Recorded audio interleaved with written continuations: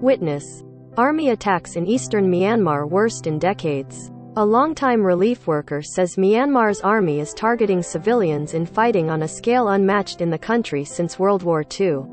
Bangkok: while Russia's war in Ukraine dominates global attention, Myanmar's military is targeting civilians in air and ground attacks on a scale unmatched in the country since World War II, according to a longtime relief worker who spent almost 3 months in a combat zone in the Southeast Asian nation. David Eubank, director of the Free Burma Rangers, a humanitarian relief organization, told the Associated Press that the military's jets and helicopters stage frequent attacks in the areas of eastern Myanmar where he and his volunteers operate, bringing medical and food aid to civilians caught in conflict. Ground forces are also firing artillery, indiscriminately, he said, causing thousands to flee their homes. Video shot by his group's members includes rare images of repeated airstrikes by Myanmar military aircraft in Kaya State, also known as Karenni State, causing a number of civilian deaths. An analyst for New York-based Human Rights Watch said the air attacks constitute war crimes. Myanmar's military seized power last year, overthrowing the democratically elected government of Aung San Suu Kyi, after security forces cracked down violently on large, peaceful street demonstrations opposing the takeover. Thousands of ordinary people formed militia units, dubbed People's Defense Forces, to fight. Many are loosely allied with well-established ethnic minority armed groups, such as the Karenni, the Karen and the Kachin, that have been fighting the central government for more than half a century, seeking greater autonomy in the frontier regions. Despite overwhelming superiority in numbers and weaponry, the military has failed to crush this grassroots resistance movement.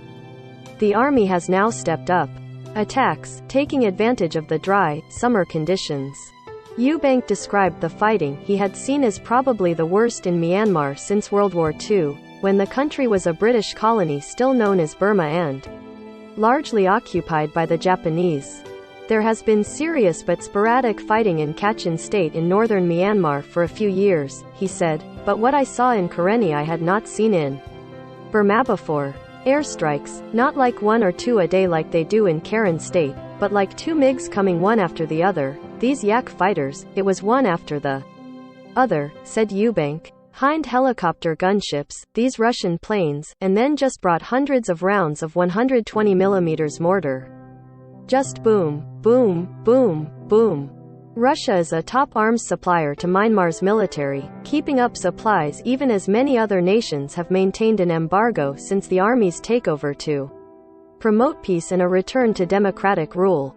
Eubank knows whereof he speaks. He was a U.S. Army Special Forces and Ranger officer before he and some ethnic minority leaders from Myanmar founded the faith-based Free Burma Rangers in 1997. 2 of its members have been killed in Kaya State since late February, one in an airstrike, the other in a mortar.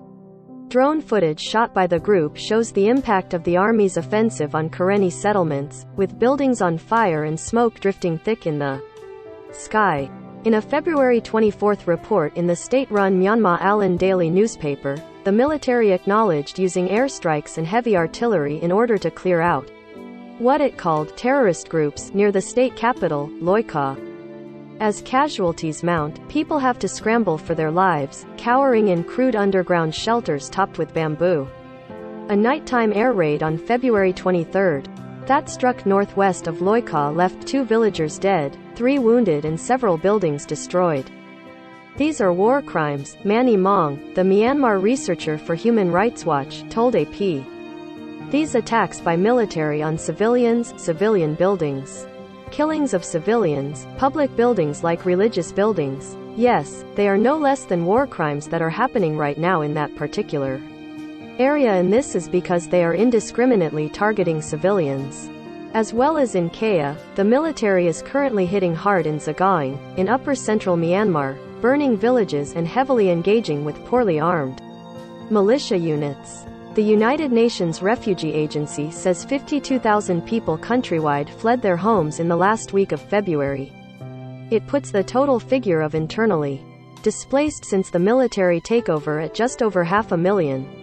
Casualty figures are unclear, given the government's control of information and the remoteness of the war. More than 1,670 civilians have been killed by the security forces since the army seized power in February last year, according to the Assistance Association for Political Prisoners, an advocacy group that monitors arrests and deaths.